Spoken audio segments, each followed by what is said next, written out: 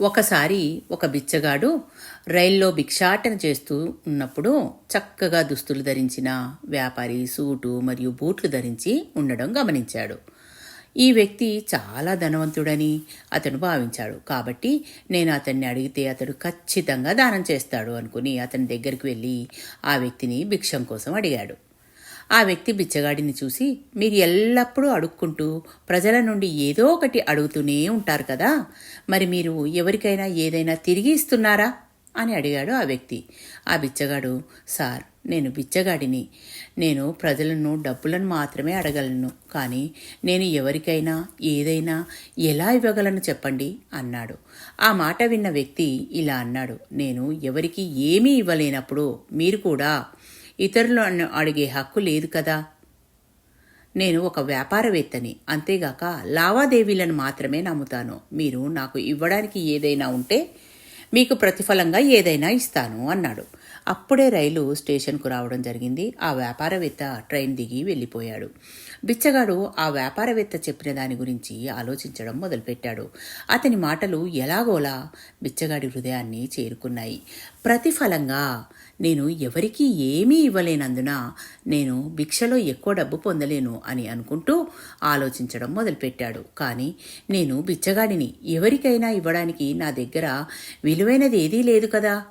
అయినా ఎంతసేపు నేను ఇతరులకు ఏమీ ఇవ్వకుండా ప్రజలను దానం అడుగుతూనే ఉండడం ఏమీ బాగాలేదు అని లోతుగా ఆలోచించిన తర్వాత బిచ్చగాడు దానం అడిగేదానికన్నా ముందు ఏదైనా తన వద్ద ఉంటే అప్పుడు ఆ దానం చేసిన వ్యక్తికి ప్రతిఫలంగా అది తిరిగి ఇవ్వాలని నిర్ణయించుకున్నాడు. కానీ ఇప్పుడు ఉన్న ప్రశ్న ఏమిటంటే, అతడు భిక్షకు బదులుగా ఇతరులకు ఏమి ఇవ్వగలడు? రోజంతా దాని గురించే ఆలోచిస్తూ గడిచింది. కానీ అతని ప్రశ్నకు సమాధానం దొరకలేదు. మరుసటి రోజు అతను స్టేషన్ దగ్గర కూర్చున్నప్పుడు అతని కళ్ళు స్టేషన్ చుట్టూ ఉన్న మొక్కలపై వికసించిన కొన్ని అందమైన పువ్వుల మీద పడ్డాయి. అతనికి ఒక ఆలోచన వచ్చి, వాళ్ళు చేసే దానానికి బదులుగా ప్రజలకు కొన్ని పువ్వులు ఎందుకు ఇవ్వకూడదు అని అనుకున్నాడు.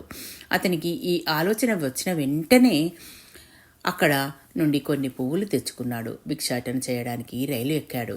ఎవరైనా అతనికి భిక్ష ఇచ్చినప్పుడు అతడు వారికి ప్రతిగా కొన్ని పువ్వులు ఇచ్చేవాడు. ప్రజలు ఆ పువ్వులను తమతో సంతోషంగా ఉంచుకునేవారు. ఇప్పుడు బిచ్చగాడు ప్రతిరోజు కొన్ని పువ్వులు తెచ్చుకుని భిక్షకు ప్రతిఫలంగా ఆ పువ్వులను ప్రజలకు పంచుతూ ఉండేవాడు. కొద్ది రోజుల్లోనే అతడు చాలామంది తనకు భిక్ష పెట్టడం మొదలుపెట్టడాన్ని గ్రహించాడు. అతడు స్టేషన్ దగ్గర ఉన్న పువ్వులన్నింటినీ తెంపేవాడు. అతనికి పువ్వులు ఉన్నంత వరకు చాలామంది అతనికి భిక్ష పెట్టేవారు. కానీ అతనితో ఎక్కువ పువ్వులు లేనప్పుడు అతనికి పెద్దగా భిక్ష వచ్చేది కాదు. ఇలా ప్రతిరోజు కొనసాగుతూ ఉండేది.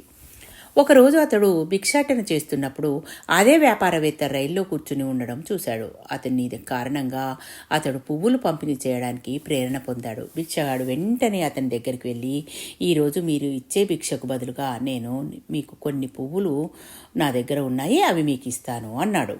అప్పుడు ఆ వ్యాపారవేత్త అతనికి కొంత డబ్బు ఇవ్వడంతో ఆ బిచ్చగాడు అతనికి ప్రతిగా కొన్ని పువ్వులు ఇచ్చాడు.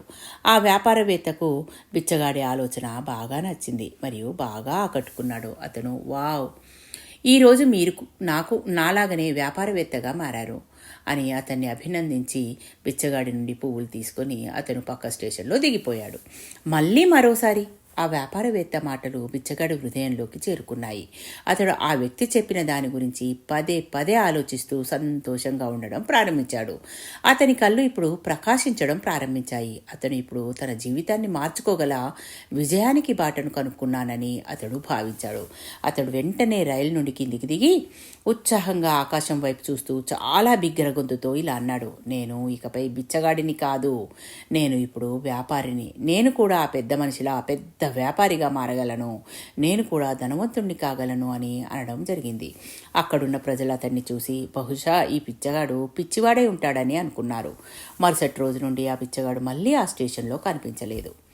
4 సంవత్సరాల తర్వాత సూట్లు ధరించిన ఇద్దరు వ్యక్తులు ఒకే స్టేషన్ నుండి ప్రయాణిస్తున్నారు. ఇద్దరు ఒకరినొకరు చూసుకున్నారు. అందులో ఒక వ్యక్తి చేతులు జోడించి మరొకరికి నమస్కరించి, మీరు నన్ను గుర్తించారా అని అడిగాడు. మరొక వ్యక్తి లేదు, బహుశా మనం మొదటిసారి కలుస్తున్నామేమో అని అనడం జరిగింది.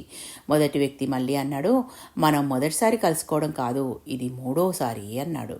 రెండవ వ్యక్తి అవునా, సరే నాకు గుర్తులేదు, మనం ఎప్పుడు కలుసుకున్నాం అని అడగడం జరిగింది. అప్పుడు ఆ మొదటి వ్యక్తి నవ్వి, మనం ఇంతకుముందు ఒకే రైల్లో 2 సార్లు కలుసుకున్నాం. నేను జీవితంలో ఏమి చేయాలో మొదటి సమావేశంలో మీరు చెప్పిన అదే బిచ్చగాడిని, రెండవ సమావేశంలో నేను నిజంగా బిజినెస్ మ్యాన్ అని మీరు నన్ను మెచ్చుకున్నారు, అది కూడా నేనే. ఫలితంగా ఈరోజు నేను చాలా పెద్ద పూల వ్యాపారిని. ఇప్పుడు అదే వ్యాపారానికి సంబంధించి నేను వేరే నగరానికి వెళ్తున్నాను. మొదటి సమావేశంలో మీరు నాకు ప్రకృతి నియమాన్ని చెప్పారు. దాని ప్రకారం మనం ఏదైనా ఇచ్చినప్పుడు మాత్రమే మనకు ఏదైనా లభిస్తుంది అని. ఈ లావాదేవీ నియమం నిజంగా పనిచేసింది. నేను దాన్ని బాగా అనుభూతి చెందాను. అంతకు మునుపు నేను ఎప్పుడూ నన్ను నేను బిచ్చగాడిగానే భావించుకునేవాడిని. నేను దానికంటే పైకి ఎదగాలని ఎప్పుడూ అనుకోలేదు. కానీ నేను మిమ్మల్ని రెండోసారి కలిసినప్పుడు నేను ఒక వ్యాపారవేత్త అయ్యానని మీరు నాకు తెలియజేశారు. మీకు ధన్యవాదాలు. ఆ రోజు నుండి నా దృక్పథం మారిపోయింది. ఇప్పుడు నేను వ్యాపారవేత్తగా మారాను. నేను ఇకపై బిచ్చగాడిని కాదు అని ఆ వ్యాపారవేత్తతో అనడం జరిగింది. బిచ్చగాడు తనను తాను బిచ్చగాడిగా భావించినంత కాలం అతడు బిచ్చగాడిగానే ఉన్నాడు. మరియు తనను తాను వ్యాపారవేత్తగా భావించినప్పుడు అతడు ఒక వ్యాపారవేత్తగా ఎదగడం జరిగింది. కాబట్టి నీ గురించి నువ్వు తెలుసుకో, నీ కలలను సాకారం చేసుకో. Thank you. మీ పద్మజ.